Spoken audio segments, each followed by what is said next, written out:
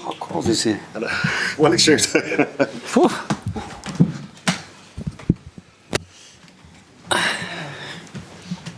Welcome back, everyone. Hope everyone's well. We'll kick off with the As Live section, and then we'll go into at the 10:30 Friday embargo. If we're all ready, we'll kick off with Gary from Sky. Hello. Which one of your two least favourite subjects shall we start with? Transfers or injuries? Up to you. You can do it. Start with injuries. Okay. Well, I guess not really a case of injuries, more team news. The three lads who were missing on Wednesday were back from the World Cup later. Are they all available? Yeah, they will be available. They trained with us today. They will train tomorrow, and if they are in the condition that we expect them to be, they will be involved. Just to clarify, that's Declan, Bukayo and Zubi. correct. That's correct. And in terms of injuries, can we get an update again on Jurriën Timber and William Saliba? Jurriën is progressing really well. He's on the pitch. We are ramping up now certain actions, and especially the volume and the load. And I think he's in a good trajectory, but still a few weeks to go. And Willie, as we all know, it's a long-term injury. So Timber, it could be before the international break, maybe? Or? I don't know. We have to wait and see. He needs to start to train with the group in the next week or so, hopefully, and then see how he progresses from there. But obviously, it's been a long-term issue right now, and we want to make sure that every step that we take is the right one. He feels right to do that, and it's such an important play for us. So over 2 weeks in the transfer window left, that's 18 and a half days, 532 hours, 31,920 minutes, 1.9 million seconds. For us to ask you about 1.9... And milliseconds? How many milliseconds? 1.9 million seconds. Well, 1.8 now. Okay. We'll probably ask you about that many players. That is a very exciting part of the season as well. You know, that's when a lot of things happen. I think it creates excitement. There is an opportunity as well to evolve. There is a good way as well to understand what every player is feeling. And yeah, we are trying the maximum that we can to end up in 14 days, 13 days in the best possible condition to compete for every possible competition. That word evolve means potentially players out and potentially players in as well. It's always the case. There's an opportunity there to go both ways, and we'll have to see how the market responds and what we as a club we can do. I don't mention names because you never comment on names, but the exception to that, I guess, just quickly, is because of the injuries to Saliba and Timber that we've spoken about, that area of the pitch. So Quansah with a Q and Konsa with a K. There's lots to talk about those. You know, I'm not going to talk about any individuals. Obviously, what I can tell you is that the ambition of the club, it's big, that we want to improve the squad, we want to evolve the squad in order to achieve we have obviously detected some areas that they can be strengthened, and that's what we are trying to do. We're here for the Community Shield. So Yeah. last, we get to a couple of questions on the Community Shield. Yeah, Right. go ahead. I know it's been a good tournament for you in your Arsenal days, winning 4 times as a player and a coach.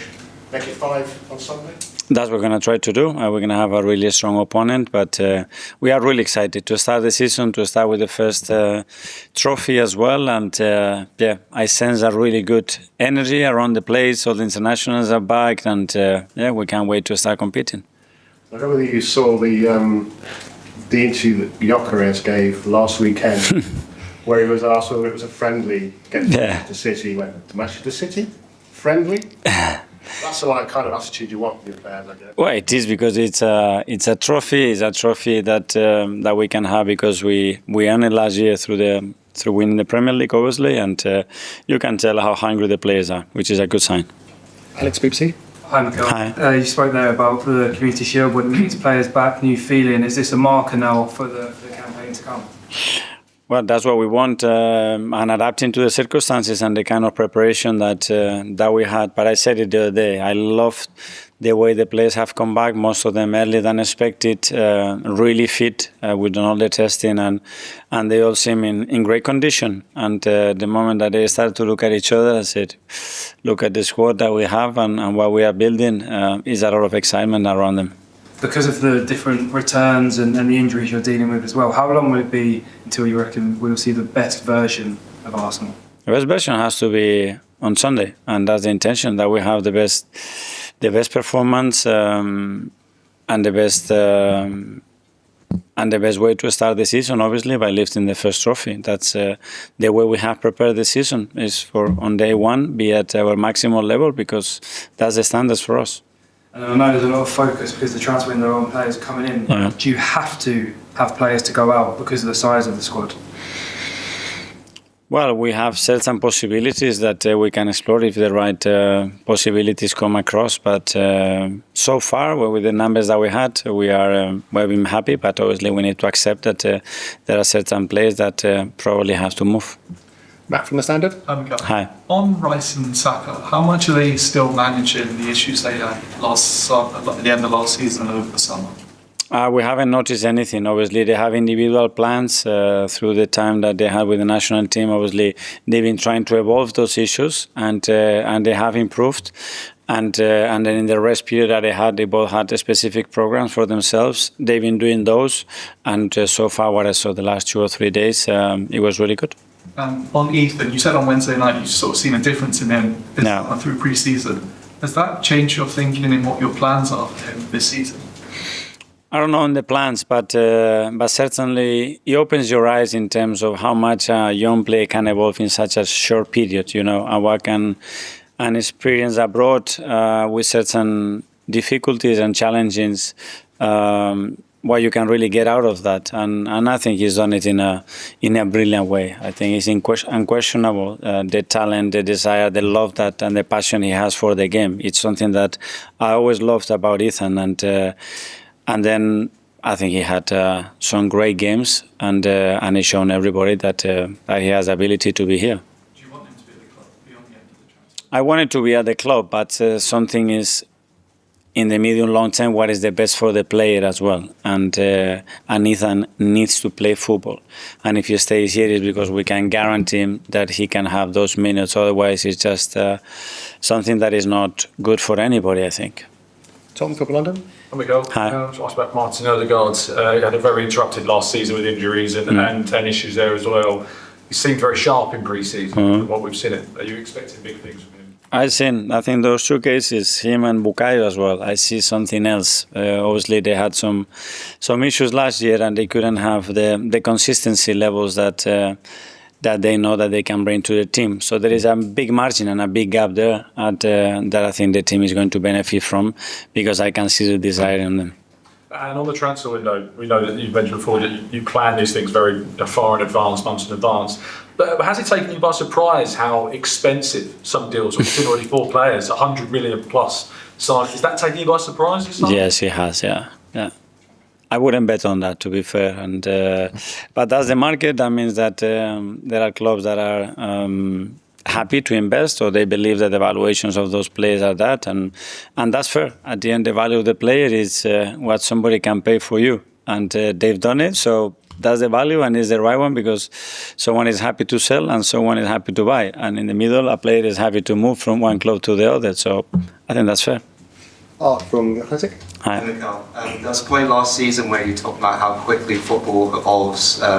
You talked about the Newcastle and Barcelona Champions League game. And I was just wondering, coming into this season, have you already seen stuff that's different to last year, or do you expect that to? Well, last year we saw another one. There's Ajax, PSG and Bayern Munich, which was something probably that we haven't witnessed before as well. So let's see, the World Cup brought some very different stuff. I think it's very different, the international football, to anything related to the Premier League. But we will wait and see. I'm sure there will be surprises, and everybody will have to adapt quickly to certain changes. I think the rules are going to be different as well. So when the rules changes, everything changes and the game evolves. So we will see a change there as well, for sure. And in terms of how your Arsenal team evolves after the Champions League final, you were talking about individual quality and the need for that. Is that something you see as a big shift, or more of a tweak? Yeah, there is room there for sure. But with the players that we have with ourselves. I think elevating the quality of the players that we have with us and elevating the individual performance, it has to be the main focus. And then when we cannot do that for whatever reason, then we need to think about recruiting. James, ESPN. Hi. It's the first City game, obviously, without Pep Guardiola. Last season, you were a bit reluctant to talk about it until it was confirmed. So now he has gone. Can we just ask for your reflections on his exit? Probably I'm gonna fall short on the way I can praise what he's done. First of all, for the Premier League, I think for the country, I think the way he has opened a different way of understanding the game. Here, I think he has escalated the Premier League to a different level. I think he has brought different standards to something that we haven't witnessed before. I was very lucky to be part of that for 4 years and understand and witness how it's done daily. I think remarkable, I think unique. I would say that for me, he's the best coach in the history of football. For many reasons, he's done it in different countries, in different ways, but in a really sustainable and consistent way, which is the hardest thing to do. So I think he will be missed in the Premier League. I don't know if coaches were going to miss him so much because it's so difficult to play against him and to compete in the manner that that he does with his teams. But I think a word of gratitude, first of all, personally, for the time that I had with him, where it was incredible. And then because I think he has elevated all the coaches and teams to think and to work in different ways, and that has made all of us better. So it's been a pleasure.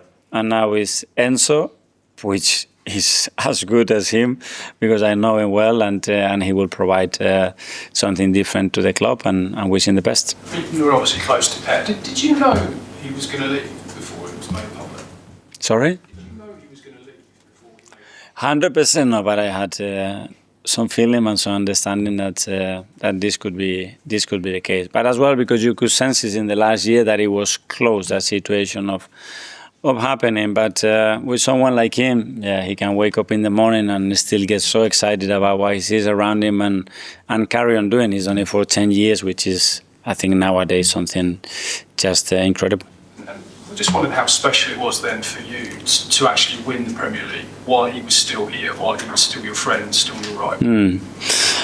Well, obviously, it's one of the probably biggest challenges that I have faced in my career, because I know the standards, I know that they have the background, they have the stability, they had the quality to go and do it again. So it's been a real challenge. But as I said, I think I took it in a way that, okay, regardless of what happens, this is going to make us better. It's pushing boundaries time after time at every level, in every department of the club, to try to reach this level.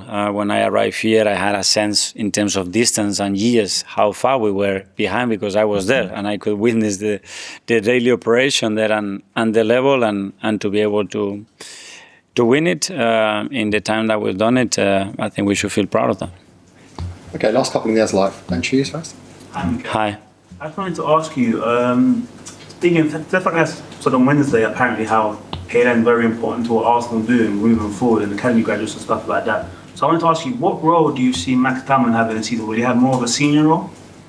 Well, he's 100% with us, that's for sure. He's done again all the preseason. He's in our system on every effect, and then how much he will play, like any other player, same as well. He needs to earn it. If he earns it, he will play. If somebody else earns it, he won't play that much. And with Myles Lewis-Skelly as well, what role do you see for him this season? Will it be more in midfield, or will it be again at left back? Depends what happens with the squad. Depends how he trains. Depends on the position. A lot of factors, nothing else. There's a lot of players that can play in various positions, and this is a huge quality that we have in the squad. Davide from Gazzetta dello Sport. Hi, Mikel. Hi. When I ask you about Enzo, you mentioned him before, how well you know. How difficult do you think it's going to be for him to come after Pep, come after such a legend? Well, I don't know. I don't know the intrinsics of that. What I know that Enzo has the personality, the character, and especially the knowledge to have an unbelievable job there. That's why he's been selected, because they could probably pick anybody, and they've gone for Enzo for the right reasons. He has demonstrated that at every level, when he's gone to the Champions League and what he's done, when he's been at Chelsea and now here. So I have no doubt that he will do a great job. What do you think of the squad you have right now? the season is starting. Are you happy with the level you guys are? In terms of? In terms of condition, putting together the right team at the right time. That's as you say, I think we are in a really good place. I sense really good things, and we are still adapting. You know, we still have a few days for the first trophy. Then the Premier League is going to start a few days later, and yeah, I think we haven't compromised anything. I think we have taken every situation with a lot of naturality to try to get the team in the best possible condition. Okay, that finishes as live. We'll now go to Friday at 10:30 p.m.